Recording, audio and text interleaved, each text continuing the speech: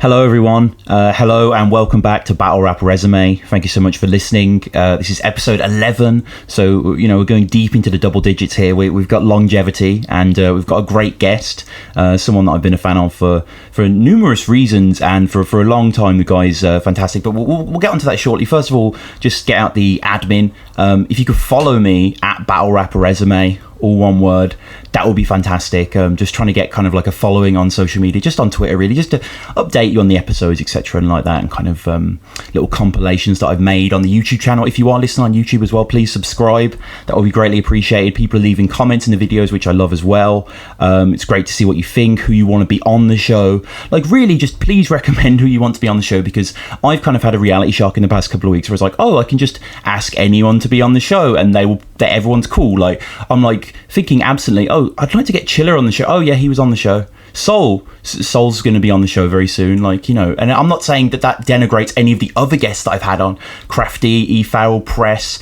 I want to shout out everyone, Old, Most Prob, all the people, C Major as well, Shocks of course, who have been good enough to come on the show. And just please listen back to their episodes, watch their battles that we discuss, watch other battles. Maybe you really like the guest and you're like, what else do they have? They will definitely have other battles that are as good as what we discussed, so dig deep into those archives. Also, finally, if you can give us a review on iTunes, please. I know that sounds grovelling, but I'd really appreciate that. So far, I've had one, as I mentioned, from Hippie Harry, who now lives in infamy as my debut alliterative kind of reviewer, which is great. He gave 5 stars. You don't have to. It would be really appreciated if you did. But anyway, on to my guest today. My guest is someone that, I don't know, it's very unfair to say that he lives in the shadow of this person despite what his critics will say during the battles. Obviously today's guest is Mixy. Mark Grist is the person that I'm talking about, but Mixy's so much more than that really. I mean, with Mixy, I was just so impressed both with kind of like his brilliant battles and his ways of kind of going outside the battle realm. So Mixy, I'm right by saying that you went to Edinburgh 2014, was it? Yeah, it was 2010. Yeah, you've been for many times. Sorry, yeah. Yeah. But 2014 was last. Yeah, with me and Grist took our most recent show up there. Yeah. And it was. We did 2 shows for a while as well with another friend of ours, Tim Clare. It was good. Visiting Graves, was that something about that? Yeah. It was all. Everything I did in the last year I was in England, it was all about death. Right. Me and Grist, me and Mark and Tim Clare, we travelled. We did a short tour of England, Scotland, Wales, looking at graves, looking at poets' graves, and talking about death and that. It's an interesting subject. We'll all experience it, but none of us can talk about it. So we just put something together based on the tour we did. And ran that for a couple of weeks, maybe 20 shows or something, alongside the show me and Mark were doing, of which we did about 25 shows, I believe. So yeah, it was a busy month, but it was a lot of fun. No, it was excellent. And as you say, your tenure as a poet, as a rapper, as a performer stretches far back beyond Don't Flop, obviously, because when you arrive in the league, there is a sense of professionalism throughout your tryout. Like, what was Don't Flop to you as a rapper, as a poet in this era, the kind of late 2000, 2010 sort of era, before you got into it? What did you know about it? Not very much at all, to be honest. Let me see. Do you know what? Funny thing, today I looked on Wastebook Moments, and right. It was actually 6 years today. I did my tryout against Eyez in Derby. Oh wow! Okay. But, yeah, madness, right? Spooky. But I didn't know much about it. The first battle I watched, a friend sent me. It was I was running events at the time in Peterborough, and a friend sent me this battle. It was Truth versus Scizzahz. Yeah. And I watched it. I liked it. We actually ended up booking Truth for a show in Peterborough off the back of that battle. But I didn't know much. I sort of contacted me actually on MySpace. Sent me a message and just said, "Oh, we're doing an event in Derby. Would you be interested in battling?" And the first thing I said was, "My freestyle's not that good. I haven't freestyled for a long time because all the battles I've done previous to Don't Flop were, street battles and stage battles where you just turn up and you're given an opponent and you freestyle the whole thing." So but then he said it's written, and I was like, "Wow, that's interesting." Yeah. You look like you've been opium picking. Hope to all your pickings and while feeling on top of the world, got exposed to an open kicking. Get back to your crack pipe, you fiend. Stop playing gangster, you're just a young black Mr. Bean. One of the all-time whack hype MCs, I'll leave your face and your name black-eyed for your peas. You a bitch like Fergie. Oh, I remember, I haven't watched that Eyez battle back for a long time. I just remember rushing through it because I was worried about getting cut off for time limit. You know, if I'd known the time limits aren't that strict, I might have relaxed a little bit. So I was saying Eyez is killing it now, which is great. Yeah, totally. And this is the third tryout of the event, the first Midlands event. This is obviously really, really early. This is 2010. Mark Grist in your corner. You are Peterborough dwelling. Eyez is from Derby. It's a DE ting, we learn. Eyez... He comes with some pretty kind of aggressively cruise sort of stuff, you know. In his verse, he talks about you probably brush your teeth with your father's sperm. That's like his opening gambit. If you saw Katie Price naked twice, you'd say and say tell her to put her tits away. I think I would. You know, I don't know. I don't know. I haven't seen her for a long time, but she can't be doing any better than she was. So it's all stepped up, hasn't it? I think most battles on Don't Flop that have battles on the channel from like 6 years ago are probably a little bit ashamed of the things they've said, like knowing that they're better, much more capable of creating better stuff nowadays. But, for sure. I mean, like, we always like to explore the tryout just to see where kind of the style was birthed, and there's no real criticism thrown here. And your first, as you said yourself, there is a sense of rushing through. That there's a really impressive flow. A tight-knit togetherness, a satisfying listen for sure, but you seem hunched up, your body's tight. There was this fear then of the time. It was a bit, I didn't know what to expect, you know. I'd sort of rolled down. Mark was supposed to be battling that day as well, but his opponent flopped. Yeah, because he battled Prob, didn't he? Like, his tryout. Yeah, that was his tryout, probably a year down the line, maybe. He was. When messaged me, I said I've got a pal as well, because me and Mark were creating our first Dead Poet show at the time. Right. So that was part of the experiment, was for me to go into poetry and Mark to go into rap. But but that's another Count story. Of Monte Cristo? Yeah, that was all going on at the same time as well. Like when I battled Eyez, I was currently in the middle. Me and Mark both were in the middle of like a tournament, like a 6-week tournament in Peterborough, King of the Mic. Right. But it didn't. Mark's Don't Flop battle didn't happen though for a long time. So, but the tryout, the Eyez tryout, I don't know. It was blurred. I just remember going down there, not knowing what to expect, and feeling a bit like, you know, me, Grist, and my boy G, Juxta, who was in the background. We travelled down there together, and it felt very much like, I don't know, it felt like it was like us three and everybody else. And but I was worried about time limits though. I just remember rushing through my stuff. So I was like, I know it's probably verging on 1 minute and 10 seconds, and I thought I was going to get cut off and I'd be pissed off if I didn't get my bars out. So I just ran through it. But. No, it's good. It's good, man. And the second has a dominant kind of ocular theme to it. It's like a nice eye scheme for it. Obviously, his name's Eyez. When I drops, it's more irritating than when I drops. Don't be lazy. Don't get cross. You haven't got style. You've got sty. It's kind of it's tight knit. It anticipates a lot of the latent scheming era. Eyez kind of frees most of his following 2 rounds. It's just that you brush your teeth again, but this time in snail shit. So there's variation. Yeah, you pick up the W though. A judge said you had 2 similar styles, which I don't really agree with, but he gave it to Eyez as well. But you know, you're the dominant winner here. It must have felt good coming out on top on your tryout, because this is a early format. There isn't the legacy of Don't Flop so much out there. It's more about the win. It's more about the progress. This is a good look for Mixy. Yeah, definitely. Like I was very happy to win it. Like at the time, I was hyped. Like, you know, nowadays looking back on it, I'm like, that wasn't very good, you know. But it's at the time, of course, like everyone loves to take a win. Everyone does. And we push forward a few battles, and we come onto the Times Change tournament of 2011. I love the opening music. You know, the edgy piano chords. Like, it has a sense of drama that Don't Flop lacks. Oh, that's my boy's beat, I think. Oh, really?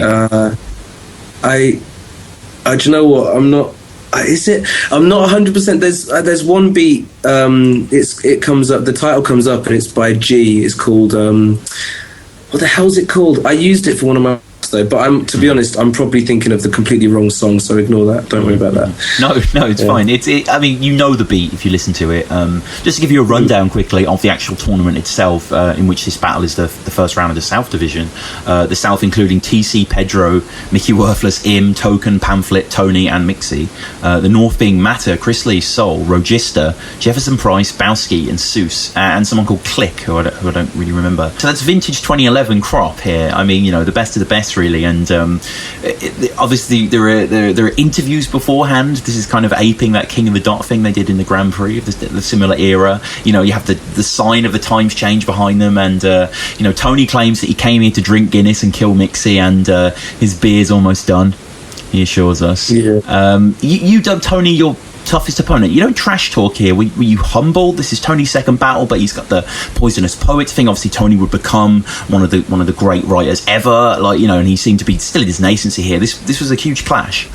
Big up Paddy Black, aka Tony D, lewded twat. With that lazy flow, play the role like he's cool and bad. He doesn't rap fast, he likes to chat smooth, relaxed. I watched your clash with Mickey getting mad like, bro, say a sentence without moving your hat. I mean, we all wanted to give a chance to this pleb, when we listened to the raps that he said when his hat did the river dance on his head. Yeah, I mean, I don't like the trash talk anyway. Like, I'm not one for. Do you know what I mean? I'd rather go into it. I'm a humble guy. I'd rather go into it respectfully, and whatever happens. It is what it is. But Tony was like, the thing with Tony, right? I wish I'd got to battle him a little further down the line, because I had one battle to go on, and normally I mean, Eyez was a different I've got you game. winning this. What, Tony? Mm-hmm. Well, I don't know, mate. No. I think, like, again, I haven't watched it for so long. I think I did get slept on in places, from what I remember, but my issue was, like, normally I like to write a battle. I like to write a battle and start memorizing it, and then normally, if you say you get a month time, I'll start scripting lines for about a week. Then I'll start putting them together, and I'll put them in an order. And then normally after 2 weeks, I'll completely break the whole order again and just take away the bits I think are strongest and add more bits I think are stronger. So I'll actually construct a battle 2, maybe even 3 times. But with Tony, like, I only had one battle to go on, and do you know what? I had all this material about his style, about what he does in battles, which, sure enough, is what he did to me. But of course, because he had one battle, I couldn't rely on him doing the same stuff. Mm-hmm. So I went with other material that I think was not as strong. And it's I could make excuses all day. I mean, I'd been at the event for hours and blah, but it's all irrelevant. Like, Tony's changed. Tony. Oh yeah, check that out. Banner. Yeah, man, like, it was what it was. I mean, I was surprised when that battle came out, and I looked at some of the comments, and people were like, "Oh God, Mixy's really improved," and I felt fucking. I wasn't particularly happy with it, like, but I think, it's situations, isn't it? I could have been better. I could have been less slept on, sure, but it just comes down to I should have been better. That's about it. Okay, well, we'll go through it and we'll see, because I think this is a marked improved performance. There's breath here, there's theatricality, there's a pandering to the crowd, there's a likability that you achieve throughout these rounds. Tony, I'm like a huge Tony D fanboy. Like, I think some of his clashes, his Shotty battle, his Yunnan battle, his Definition battle, pretty much all of his modern battles, Troy Brown battles, fantastic as well. I love the guy, but here the style's different. The style isn't the wise wordplay uncle, it's more the geezer, and it's interesting. He's younger here, so I get that, and he does something which I love that happens in these old battles, and that will happen in new battles and eventually C-mold. They're dating the bars with a reference to something that happens that day. So here he proclaims that he only came here to kill some time between Hay and Klitschko, which is relevant bars. Yeah, I hear that. It's I think I've watched that battle back once, and then once with my friend who wanted to watch it, and I just can't watch it. So I just look at it and I just fucking cringe a bit. Do you watch battles at all, Mixy, these days? Or? I do, I do keep up. I'm like, I don't really have much of a lifeline back to UK these days, apart from like, I mean, I have my VPN on my laptop, so I still get on Facebook here and there. We should say you're overseas right now, right? Yeah, I'm in China. Oh, nice. I've been out of England for 10 months. I went to Prague for a month, and I've been in China for the last 9. So I'll be here. I think I'll be back for Christmas and that. But I still watch battles, man. I still sort of come home after work and like put my VPN on and I scroll through. I try and keep up with like what's current. Just really don't flop and KOTD, to be honest. Yeah. But it's good. Like there's, you know, it's hit and miss. Like there's a lot of battles I'm not too keen on, but there's a lot of good stuff. Like is there anything recently you've enjoyed? The last thing I watched was the Soul and Raptor. Recent. Yeah, that came out like 2 days ago. Yeah, great battle.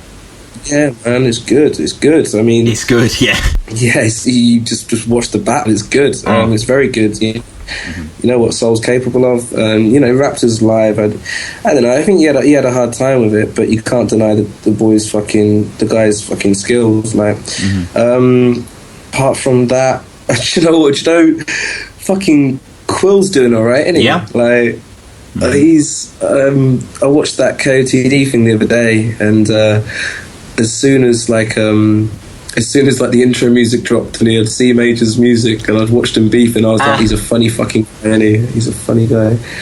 But yeah, that's crazy. I think he's doing well. Yeah, no, shout out Quill. And you know, the reason I think you win, to bring it back down to, not down, you know what I mean, to bring it back to the Tony D clash, I think you win the first because Tony has that kind of like, you know, Tony D is kind of mood, like he's got that kind of jabby kind of move, you know, that really fun to listen to flow, really intricate, but it's laid back. And here you go straight for the throat, you know, you call him Tony Deluded, you go straight on his demeanor. There's no jokey stuff. It's a good remedy to his more indirects, to be honest with you, and you're addressing real things. You're addressing his hat and how he would kind of emphasize it for a punch on his head, which I know it's early, don't flop, so people may not have seen this tryout and people may not recognize it. So I guess in retrospect it's funnier. You talk about his hat doing the Rever dance on his head, which, you know, in some ways kind of anticipates most probs first against Soul, in which he kind of talks about wise guy and he throw your hat to the back again and all that sort of stuff. You draw his comparison interestingly to 4 different Tonys, Braxton, Danza, Blair and Montana. I'm not going to say any of the punches are necessarily anything to write home about. You're not to be trusted, Tony Blair, etc., which is kind of like fine. But then you go for the more grotesque physical comedy. It looks like a Smurf that was born by a gnome, and then you just dose it with some reality. You came back to battle, so your career must be going pretty slow, and that seems to hit. That seems to get a resolve from the crowd. I just think it's a more fluid round than Tony's. Tony seems to be kind of shadow boxing. You've got your eyes on the opponent. But yeah, I mean, we get into the second, and you know, Tony kind of seems to fire up a bit more. It's interesting that he references Press 1 as kind of ducking out of their battle and stuff like that. Your style is Top Man meets Oxfam, apparently, and your first comparison, but certainly not your last. There are 4 by my count, but I've not watched every single one of your battles, but it seems to be quite common. The Michael McIntyre illusion. Yeah. Yeah. Is that a ghost or like? You know? It's I don't know. I've never paid much attention to Michael McIntyre, but you know, I guess like I don't know. There's something there maybe. Yeah. It's come up a few times. Wow. Okay. But I think did I flip that? I think I flipped that. You did flip it. You basically said if I was him, you would have heard that buzz a long time ago.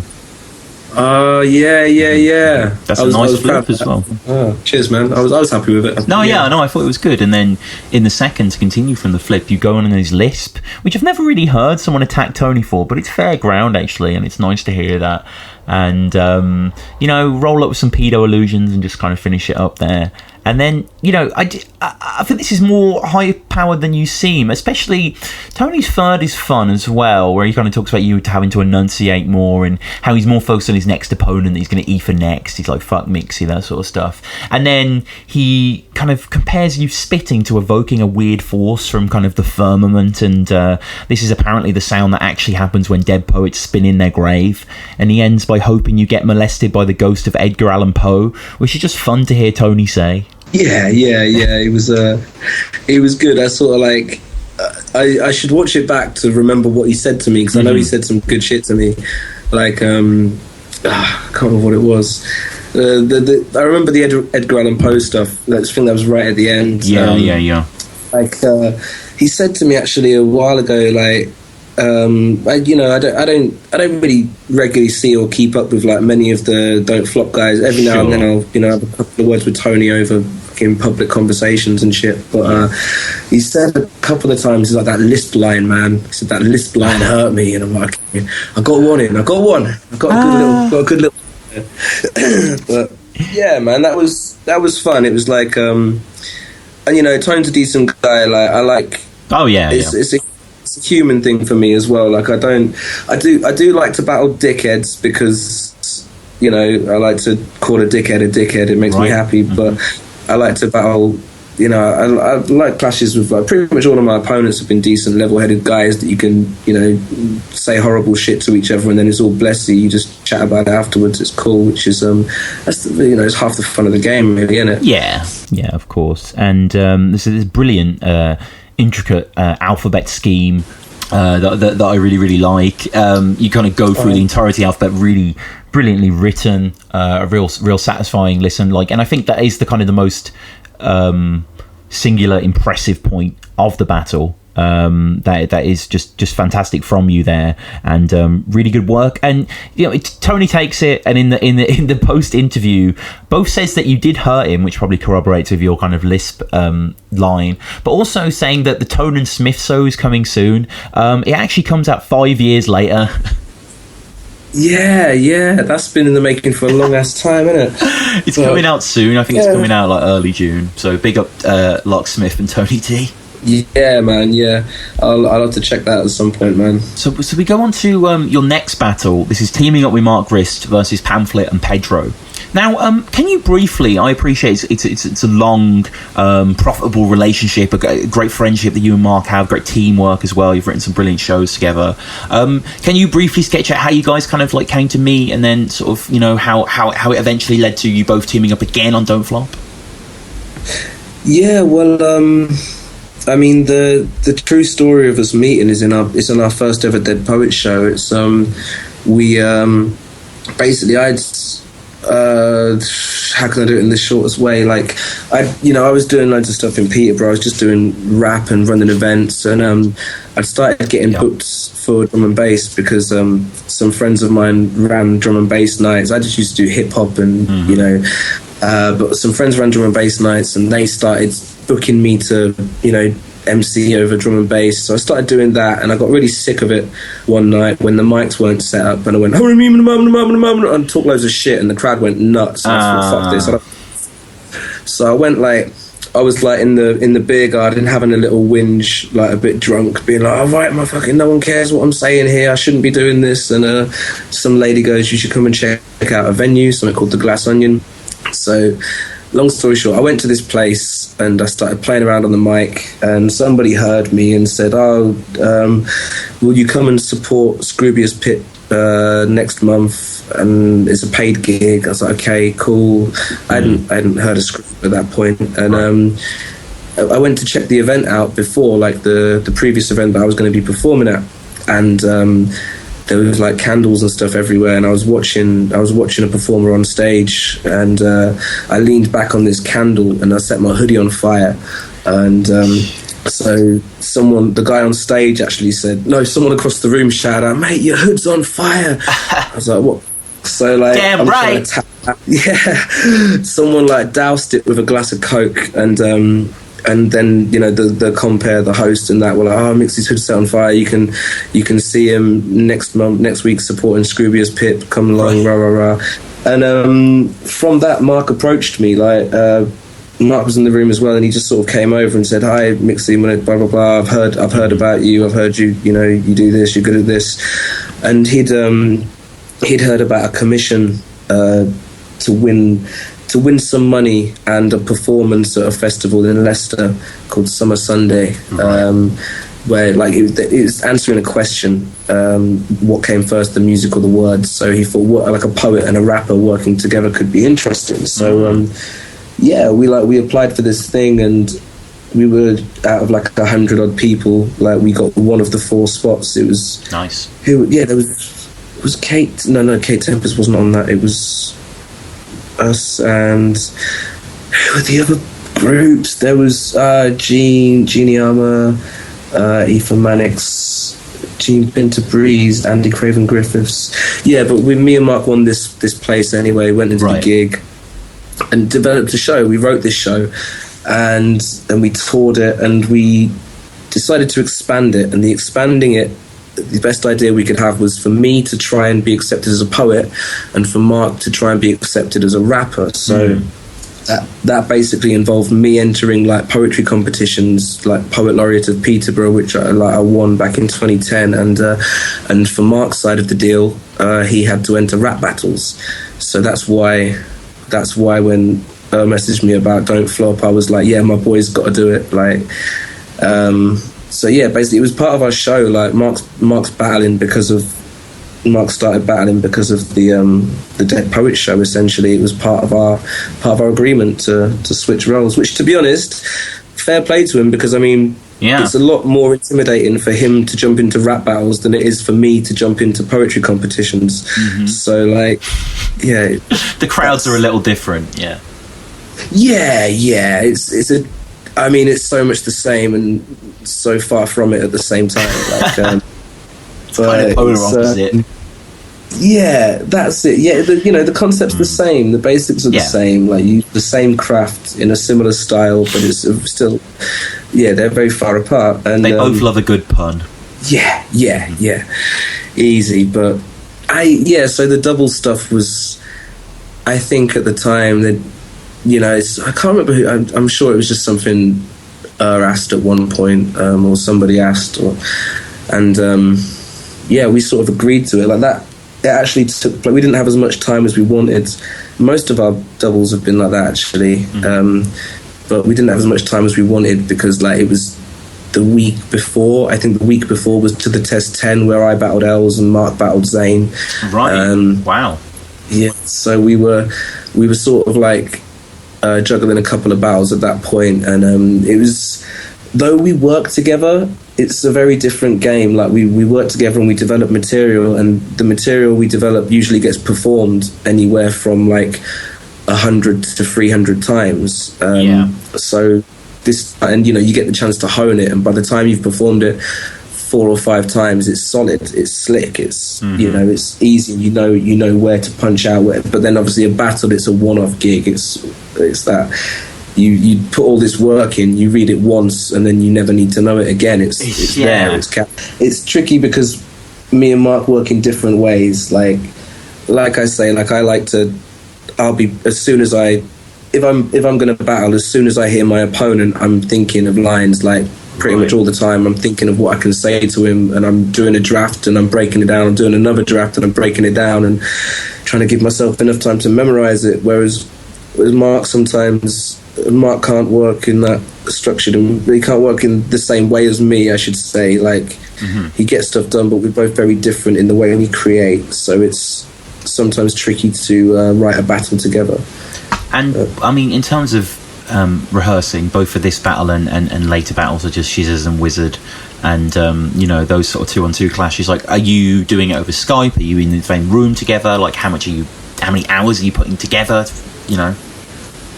Mostly in the same room together, but it's pretty much like we'll go away and write our own stuff, and we'll both write what we can write, or we'll share it, we'll bounce ideas around and try and develop some pieces together, and then we'll just sit down and be like, okay, how do we structure it? And we will we will put it into order, and choose what's going to go where, then break the lines up, who's going to say what. So it's not like we write what we say. It's like we write this, and then we divide the lines. We choose what will be the best way to perform it. Like, within reason. Like, if you've only got, depending on how much time you've got left, then it really depends how complex you can get with it, how much you can break the lines up and remember all of these cues and stuff like that. So I mean, you guys as a duo are kind of like halfway between kind of like Atenchu and Lego, who are very separate, to a kind of very interweaved Shuffle and Marlowe. Like you seem to kind of mess about with the 2-on-2 formula. You aren't just two guys who happen to be associated through spoken word doing a battle. Yeah, I mean, it's what we do outside of battles as well. Like, it's, I say what we do. I've been away for a long time. It's what we did. Like, that was the day job, pretty much. I mean, we'd work in schools together, we'd perform together. I mean, I've stood on hundreds and hundreds of stages with that guy, and like, you know, you get to know how each other work on stage, and so you know, you're used to it. It's fine, but yeah, it's a funny thing about the Scizzahz and Wizard battle, right? Because, you know, there's times where we disagree on stuff. Like, one of us has got a line that we think is banging, and the other one's like, no, it's dead. Yeah, and with the Scizzahz and Wizard battle, we both had a line. And we like, he didn't like mine, I didn't like his, and we were both like, it's gonna pop, it's gonna go off. Like, people will react to this bar, right? And his was about the eunuch from Game of Thrones. His was like calling Wizard the eunuch from Game of Thrones. Yeah. And mine was saying he's such a biggie wannabe, I bet he eats sardines for dinner. And it was just because none of us understood each other's line. That's the difference of us. That's like how we are in life and in art, that none of us understood each other's bars. Like, he had no idea what I was referencing, I had no idea what he was referencing. You went for both though, right? Yes, it's interesting stuff. So obviously, just before we get into the meat of this clash, because this is a quite notorious battle, hugely viewed battle as well. It's got like 170,000 views. I mean, this was kind of from that Don't Flop era when they seem to command these kind of like big figures a little easier than what it is today. Obviously, you got Grist involved, so it's always going to have that kind of bolster, especially being that this is Grist's follow-up upload on the channel. Not after Blizzard, because he had battled Zayn Azro, right? Or was this after Blizzard? Blizzard was Grist's like second battle, I think. Right. Yeah, and this was the Pamflit Pedro 2-on-2, right? Yeah. That was because that was after Zayn. I don't know what order they got uploaded in, but it was like a week or 2 weeks before that he'd battled Zayn and I'd battled Els. So yeah, man, it was I didn't even know it's got that many views though. That's all right. Yeah, it's a big watch, and just obviously the Blizzard battle gets uploaded.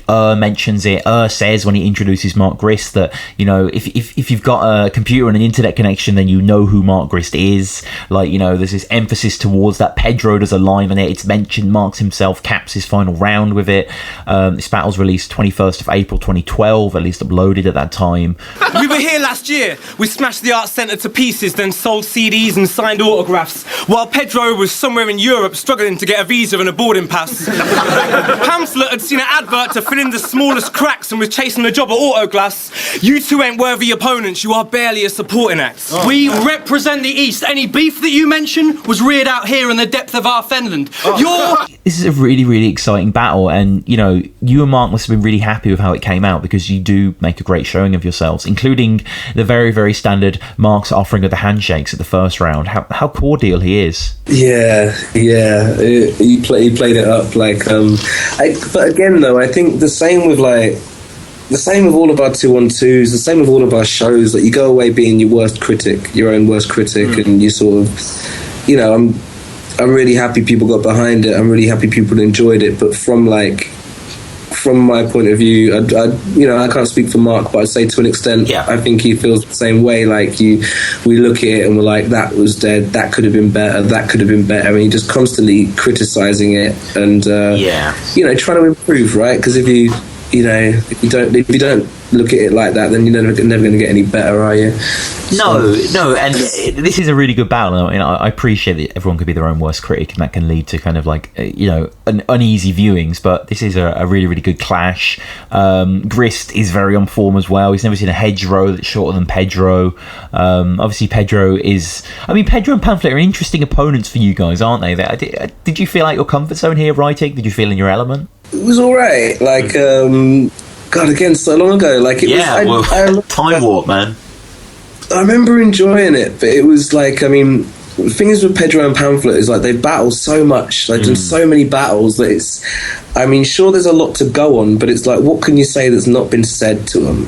Like, and I don't know. I know I had a few bits. I had a few lines in that battle I was happy with. Like, I know Grist performed really well in that battle. Like, I was dead happy with that. Yeah. He had a really good gig. But yeah, it was tough. It was funny.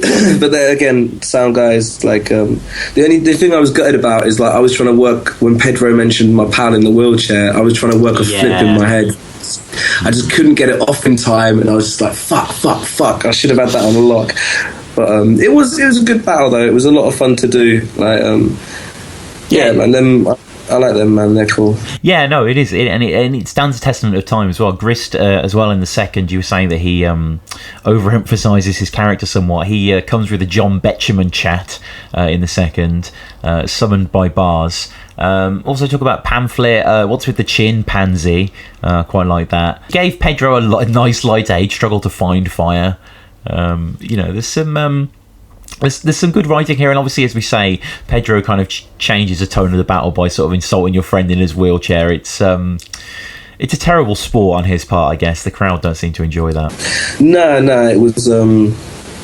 I remember like I played with it in my head. I was like, Pedro's that guy. He's like, he's not really saying shit that might be seen as offensive, and I should have been aware that he might say something. When he did, I was like, all right. I was just trying to work it in my head, and I was putting some shit together, but I just couldn't get it off in time.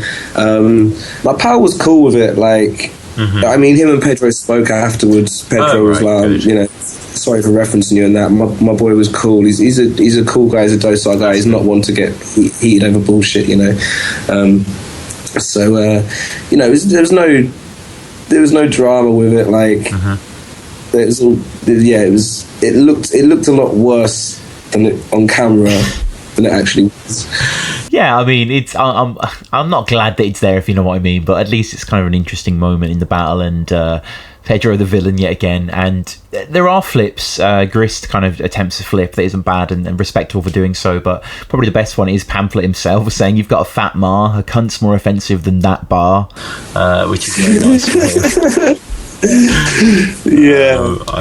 Pamflet's fucking good for his flips, man. He has some good ones in there. Yeah, no, big up Pamflit. We've agreed to have him on the show soon, so I'm really looking forward to that. He's got some fantastic battles. Mark's still showing that Mark is still a teacher, saying that, quote, "This is mice versus men. Curly trying to impress his wife. We don't care if we're in the same place, same time. We'll still leave you flopping like a fish online, and I'll make the world watch it 1 million times." So Grist is riding a wave here right now. 1 million view battle in such a short time. That is unheard of now or at that time. Yeah, man, it was a big deal. Yeah, it was a big deal. It still is. Yeah, it's a huge deal. Just probably wrap up this review of this battle with a full transcript of Pamflit's poem that he reads in the third. Pamflit brings out the book in the third and reads a poem. So, quote, "I like to rhyme words, that's what I do. Intricate schemes weave a blanket of creativity that holds comfort in the warmth it brings. If a scarf you'd make than a baby's neck, protect thee not. For a fan of yours a cold night shall it bring. Supporters mine shall see rest as lair doth sweepeth to protect. I am as full as you are empty." So, nice. Yeah, there's Pamflit doing a poem to show how easy it is. I know, right? I know. And he bought that massive fucking book for no reason whatsoever, apart from what a hell of a antics, bro. I know, right? I know. I turned up to Norwich, right? We turned up and he's got this fucking massive book. I'm like, "What's that?" And he's like, "Oh, I'm not telling you." I'm like, "What the fuck is that?" He's like, "Oh, I'm not saying." I'm like, "Mate, come on." And then like he said afterwards that I could have just put it on a piece of paper and put it in my pocket. I'm like, "You could have, bruv. It's not even like a regular sized book. It's fucking massive. Yeah, it's like a folder or something." But it was jokes. It was funny, man. No, a great battle, and one of the real good battles to revisit from Don't Flop in that era. I remember watching it years and years ago, and watching it today, and enjoying it just as much. So yeah, definitely check out that battle. But we'll move on. A year exactly in terms of upload dates. We find ourselves at the first battle, the opening battle of an event from Don't Flop that looked awesome. I wish I went. The battles fucking fantastic both days. This was a distinction where you battled Briggzy. This is a big crowd great atmosphere. Like, you know, coming up to this battle, you must have been feeling quite confident. You've been battling for a long time. You teamed up with Mark Grist, did well. Grist is doing well. You by association doing very well. Lots of great battles. You've been to Edinburgh. Like, you must be rolling with confidence at this point. Yeah, I felt all right about it. Like, again, it was, you know, with me, it's really, when it comes to the battle stuff as well, you know, Grist is always going to get brought up, and it's like I'm just constantly trying to sort of... I realise I've brought him up a ridiculous amount, and I apologise. Yeah, well, you know, it's your job to an extent, mate. Do you know what I mean? It's the thing, isn't it? It's like it's the tagline in a way. Like, many people, you know, it's a gift and a curse. Like, I've gained many fans due to people being fans of Grist and then clocking onto me, and then at the same time, I get numerous people who see me as some sort of sideman. So it's like I'm in the middle of two very different opinions. And from my point of view, it's like I'm just trying to, do you know what I mean? Grist is my boy. I'm trying to be he's my boy, he's my work colleague. He's like, I'm trying to do the right thing there, and then at the same time I'm trying to do my thing. I'm trying to sort of make it known that, like, I'm in this partnership for a reason. I'm not like I'm not catching a free ride here. So for sure. Yeah, I mean the Briggzy battle, like, we were supposed to battle in Edinburgh, as I mentioned, pretty much for my whole first round. Like, that was gutting, because I was well up for the Edinburgh battle, and Grist was not, apparently, because he had Soul at that time. We both battled Eddie Disco, so that was a busy month, man. We were both doing solo shows. We were both performing. Yeah, like, we performed every day, and then we were both writing a solo battle and both writing a doubles battle as well. So yeah, I was, and the Briggzy stuff, it was like, I really like Briggzy. I remember watching Briggzy's tryout when he first battled, and I was like, this guy's fucking great. So I was happy to battle him, like, when mentioned his next. I've never chosen an opponent. I've never, like, selected who I want to battle. I've just, sometimes I message her and say, hey, like, you got a battle? I want to do a battle here, and he'll just fucking throw someone at me, and I'm like, whatever, whoever. Just, I'm not selective on that. But when he gave Briggzy, I was like, yeah, that's pretty good. I like that. Yeah, it was all right, man. Again, it was like, I went down with a couple of pals. Who the fuck? Oh yeah, I went down with my pal Nath. Nath won, and Nath did his tryout as well, and it was a fun battle. Like, I remember going first, and it was, I don't know what to say about it. I enjoyed it. Like, at the time, it was very much like... And do you know what's more cringe than you bringing your crew to stand behind you and start erupting? What's more cringe than you dropping a bar you think's hot, then turning to them and chuckling? What's more cringe than your disrespectful little munchkin ways, putting stupid faces and muttering when your opponent's punching your fucking nutting? Absolutely nothing.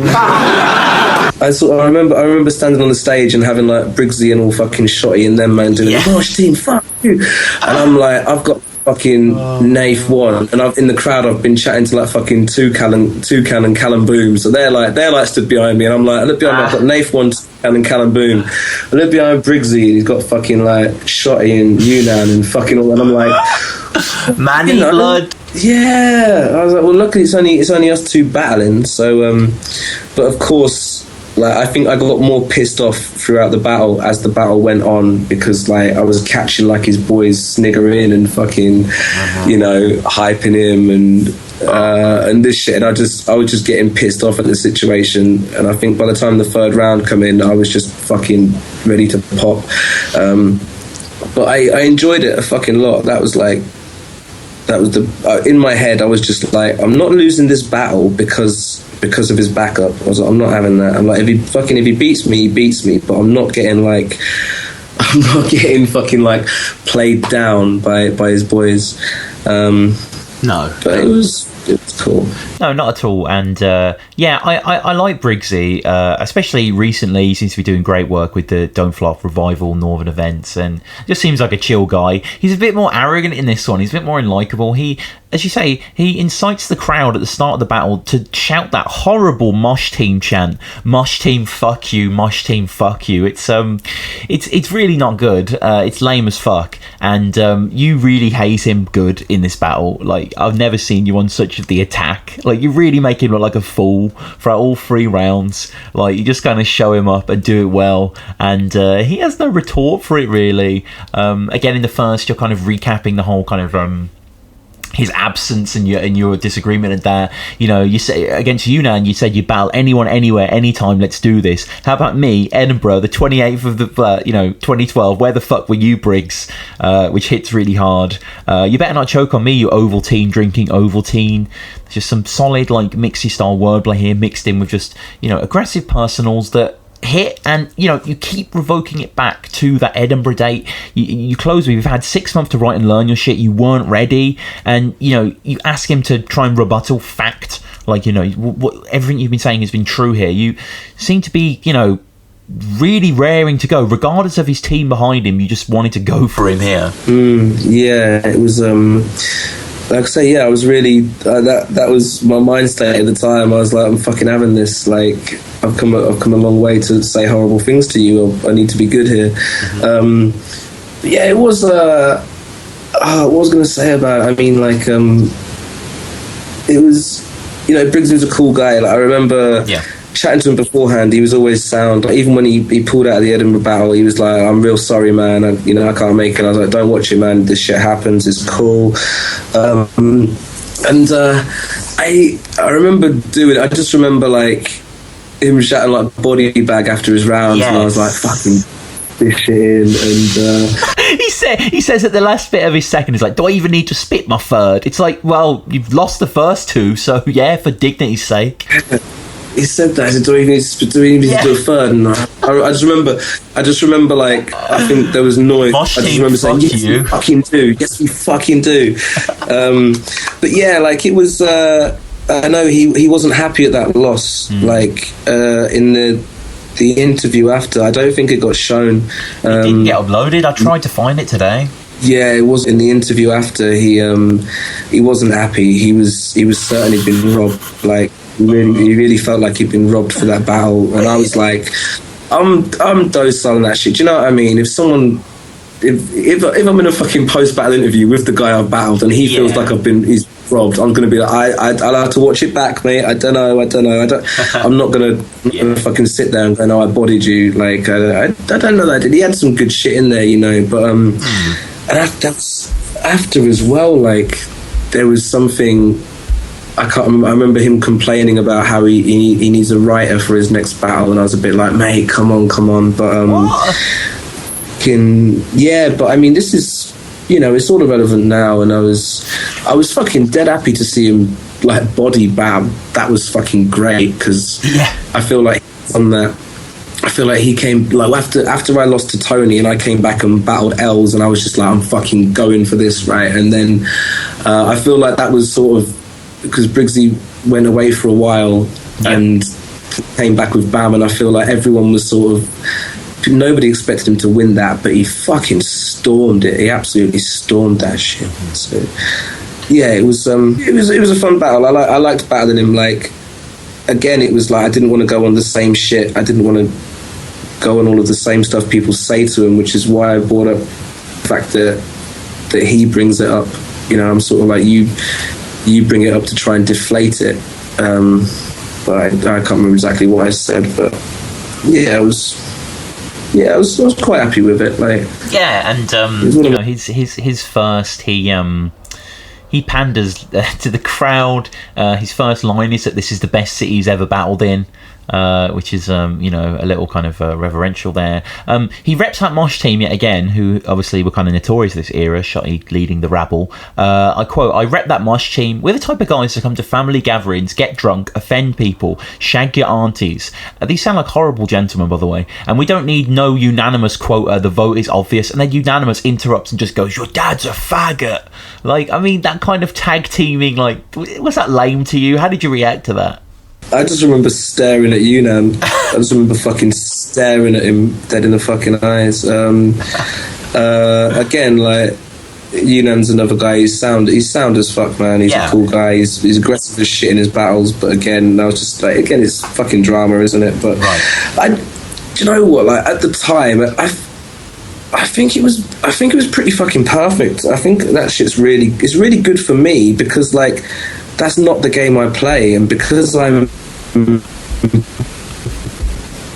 essentially attacking Briggzy, I'm attacking my opponent for doing all of that stupid shit, and then he goes and does it. It really works. It really helps my cause. So fine with me, man. It's good. No, totally. And as you said earlier, he ends with round one body bag bitch, which is really like, just, even if it's some sort of parody of some sort of other style or some sort of mimicking of some character trait, it's really just not satisfying to watch, and it just gets worse as we go on. And your second is filled with physicality attacks, you massive waste of Jaffa cakes.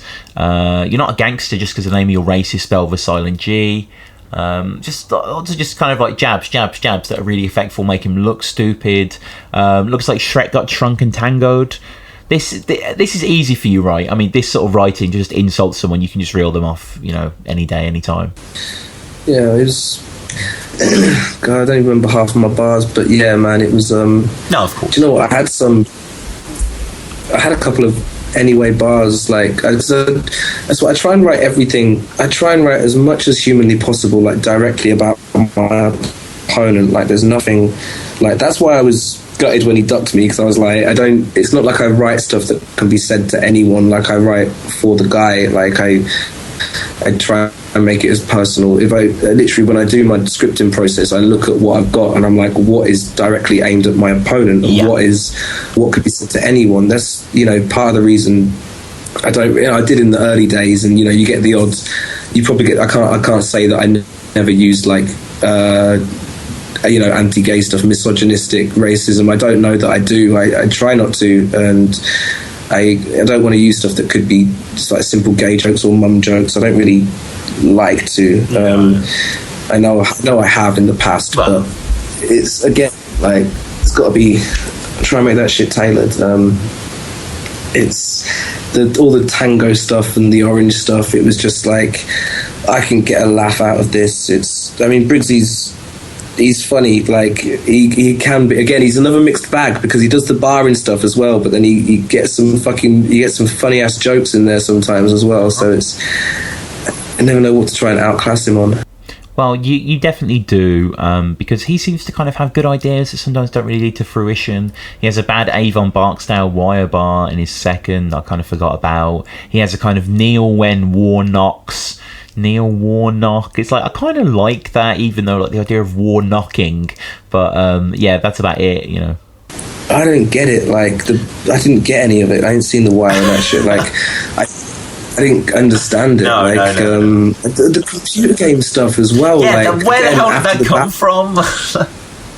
I don't know. Like, the thing is, like, again, it's like missed opportunities, because after the battle I was like, I should have flipped that, because it's like calling me a geek for these, and I don't get any of the references. So I didn't pull that off, but it was alright. I'm just trying to think of anything else memorable about the battle. No, it's just the thing that I like best is in your third, when you go to call Briggzy Shotty's pet, and you go directly in on his mob. You know what's more cringe than bringing your crew to stand behind you and start erupting? What's more cringe than you dropping a bomb, thinking it's hot, and turning to them and chuckling? What's more cringe than your disrespectful little munchkin ways, pulling stupid faces and muttering when your opponent is punching your fucking nut in? Absolutely nothing. And the savage, man, that really, like, shuts him up well. Yeah, that was I thought that would be the case, and it was very much like, if he didn't, again, it was a Grist thing. I was like, he's gonna say something about Grist. So I'm like, if he mentions Grist, then I'll slot this in. If he mentions Grist, I'll mention Shotty. Like, and he did. He sort of, it was all that stuff. Like, I had it. I'm not gonna lie, I had it. I'm not gonna try and pass that off as a fucking freestyle. Yeah. It was not. It was optional, all right, and it wouldn't have been used, but it just played into my hands. He did everything. Like, he was turning to his boys were hyping, he was doing this, he was doing that, and I was like, it's perfect. I was like, it's going in. So yeah, it is flawless, really. And for Briggzy to kind of even contest the loss is ridiculous for those points. Exactly the way that he demonstrates in perfect motion all of your bars critiques. And he comes with kind of a short weak third round. Says you're overrated, comes with loads of boring Grist flips, bit of a weak round altogether. And you pick up the comfortable 4-1 here, taking Briggzy out. Again, just another great notch on your victories. You're doing really well at this point. You've got a great record, it seems, against some really tough writers in the league. I got a little bit of love here and there. Like, the vote against me was Jolly J, and like, again, right. I'm not phased. But he came up to me afterwards and he sort of said, "Yeah, I voted for Briggzy, but I think I should have voted for you." And I'm like, "Don't worry about it, mate. It's a minor." Like, but yeah, it was. It's the best possible outcome though. So I was at the. If I'd lost that battle, I would have been pissed off, because I was at the event for the whole weekend, and it was the first battle of the day. And Nave 1 was trying out against Marvin the following day. So literally, I was just like, if I lose this battle, I'm going to be walking around the whole weekend pissed off that I've lost to Briggzy. But and do you remember anything of that weekend? Because obviously there's some great battles, some great moments. Yunnan and Callum Boom. You had obviously, Def and Tony. Oh yeah, Def and Tony, man. Like it was incredible from the back of the room. It still looks good on video, but I just feel it was so much better on the day, man. Like the Def just coming out swinging and Tony giving it back, and their back and forth on the day. It was like the atmosphere was incredible, and they swung it out, man. They both swung it out proper fucking hard. And it was a good battle, man. I fucking loved that. But yeah, it was. I was trying to remember who else battled. Like the Boom and Toucan, and Yunnan and Elise. Like again, no one thought that man could take it. Like, no one thought Callum Boom and Toucan had a chance in hell. And like, it wasn't impossible. It was improbable, very improbable, but they were a lot better than everyone thought they would be. And I remember standing on stage behind them, because, like I said, they stood behind me. They come up and stood behind me when I was battling Briggzy, and I was like, these boys are having a hard time, right? So I went up and stood with them, stood behind them when all this shit happened, and it was. I'm gonna look out for you next time I rewatch it. Yeah, I'm there somewhere.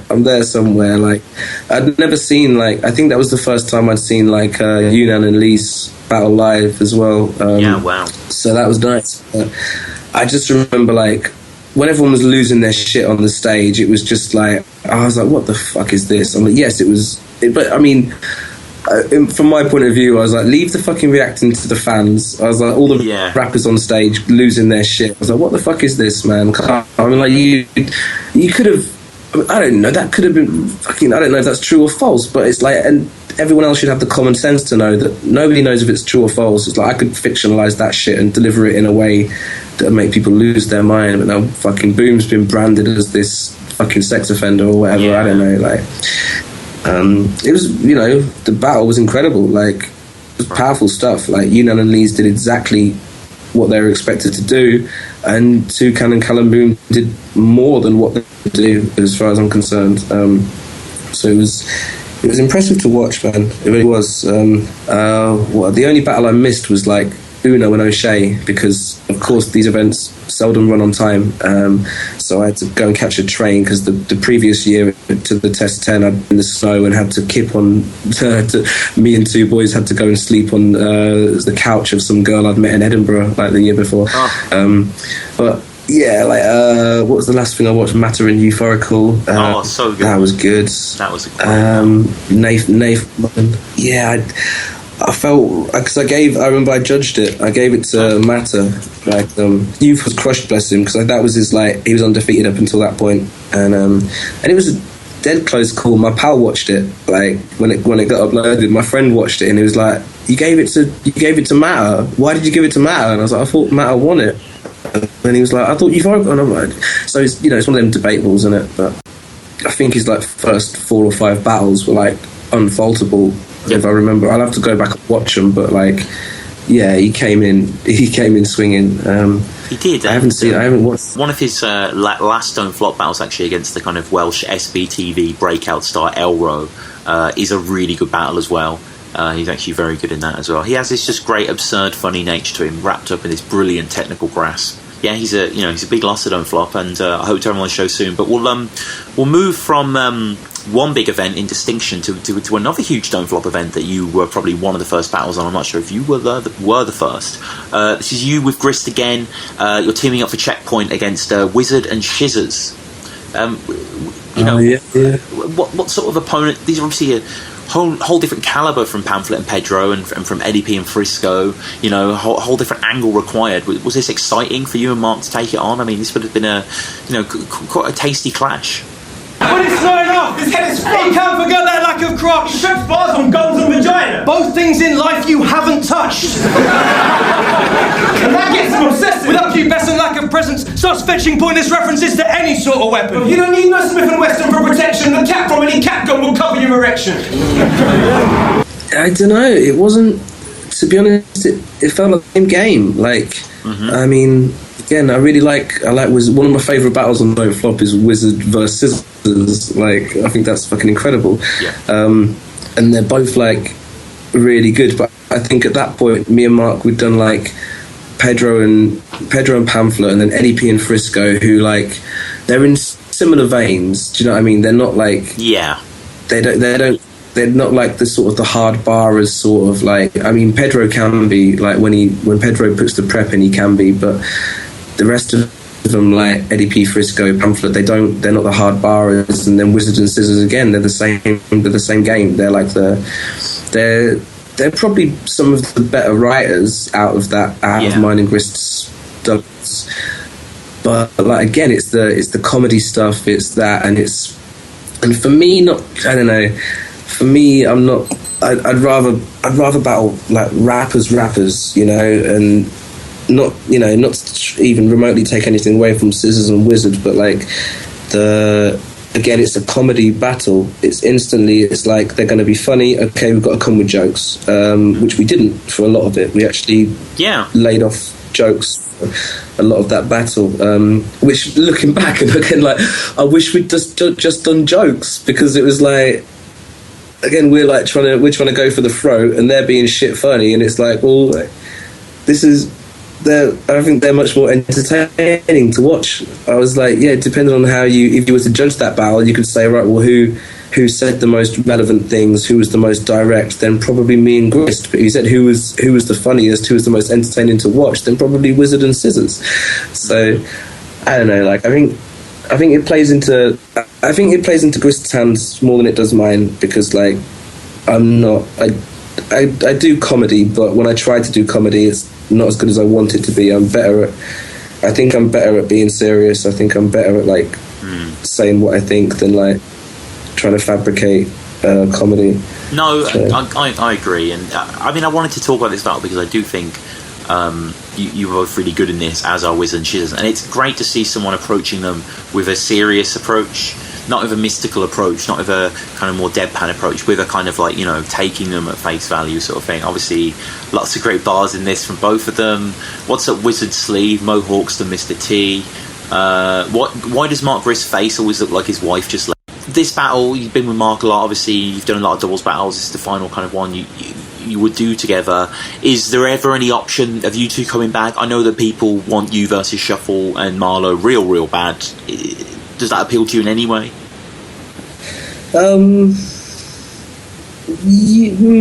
Maybe. I mean, I wouldn't rule it out. Like I say, I've never I've never picked opponents. I've just sort of been taken who I've been given, as it were. Like the Marlowe shuffle thing. Yeah, I think it could be interesting. Like, I don't know. Battling, like I distance myself from it a little bit. I still love to watch it, and I still love the idea of doing it, you know, to an extent. But like, I just don't know. Like, again, I'm not saying yes, I'm not saying no. And would I like to battle Marlowe and Shuffle? I think it'd be fun. But again, I think big match. I think the thing with big match. Yeah, like but then I think, to be honest, I think from my point of view, it might as well be like I think a handful of people really want to see me and Grist versus Shuffle and Marlowe, but I think a bigger handful of people would rather see Shuffle or Marlowe versus Grist. I don't really think I fit in that equation. I think, like, because of the style of Grist and the style of Shuffle and the style of Marlowe, I don't think my style blends in there. I think it'd be an odd contrast. And I mean, I don't know, like a lot of people thought Dialect and Zen versus Shuffle and Marlowe made no sense, and that's one of the best 2-on-2s Don't Flop's ever had. It's so good. I know, but there you go, because so many people think me and Grist versus Shuffle and Marlowe makes sense. Right, like, surely I can see why it doesn't make sense for you, but like you're underrating yourself. You're a great battle rapper, man. You're very, very flexible, very diverse. Well, I'm not fishing. No, good. I'm not fishing by any means. No, but, no. I'm giving out, man. It's all good. I don't know. Like, I'd be happy to do it. Like, I think a while ago, I think it was offered at one point, or I think like, it was the 2-on-2 tournament, right? Me and Grist we were talking about it. And it was like, they'll give us Marlowe and Shuffle in the first. And it was like, the reason me and Grist didn't enter the 2-on-2 tournament, we didn't have time. Like, I think we were writing a new show, and I had solo projects, he had solo projects. And it was like, can we really put ourselves in a position to potentially write four battles over the next 4 months for potentially no money? It's like, I don't think we can. Like, I don't think we can do that. So it wasn't really an option. And I don't know, like, I think the Shuffle and Marlowe thing would be fun. Like, I'd be up for it. Again, it's just time. It's just time, and, you know, of a little circumstances and stuff. No, I understand that. So much of it is that, isn't it? So much is colliding schedules, and you're in China now, so obviously it's a lot more difficult than being in Sheffield or Peterborough, of course. So, you know, we wrap up the episode with, as ever, just a few quick fire questions. Whatever answer pops into the top of your head. What is your favourite King of the Dot battle, Mixy? King of the Dot?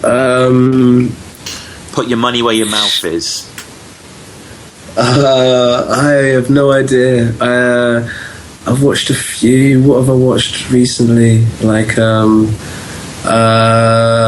don't know. I couldn't tell you a favourite battle. Like, I like to watch. Sure. I pretty much. It's the same way I got into Don't Flop. I watch the guys I know, and then if I like their opponents, I'll watch their opponents, and so on and so on. Yeah. So at the moment, like, I'll watch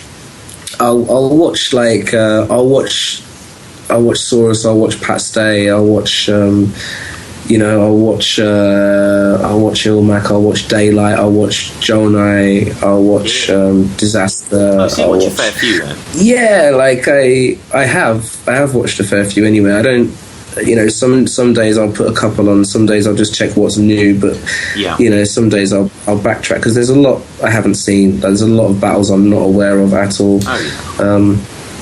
But I like who I like in King of the Dot. Like, I mean, like Disaster's capable of incredible things, like when he's on form, when he's not on form. But that's the point. You know, you rate him so highly, and then you might watch something that, you know, same with O'Shea. Like, you know, the guy's incredible, but sometimes he's not, and it's, you know, it's like, oh God, I wish he was. But as for a single battle, I don't know, man. I watched the was it Pat Stay versus the big one that's come out recently? Oh, Hollow. Yeah. That was all right. Yeah, that was all right. Yeah. Pat has some good shit. Oh, you know, I quite like Roan. Like, but I didn't like. I didn't like the last King of the Dot title match though. I didn't like that at all. No, it was that bad, wasn't it? Yeah, it stunk. Yeah, not a fan, but you know, it's the nature of the business, isn't it? Everyone has good and bad days, and I don't know. I didn't like the fucking Oops and Daylight. Everyone went nuts for the Oops and Daylight. Yeah, pops at my door. Yeah. Yeah, it's like it's so. Everyone's like, it's so real. These two guys did it. I'm like, write a fucking song. I'm like, right. Why are you fucking doing it in a battle? But you know, my opinion, not my favourite. But yeah, and yeah, I couldn't. Sorry, yeah.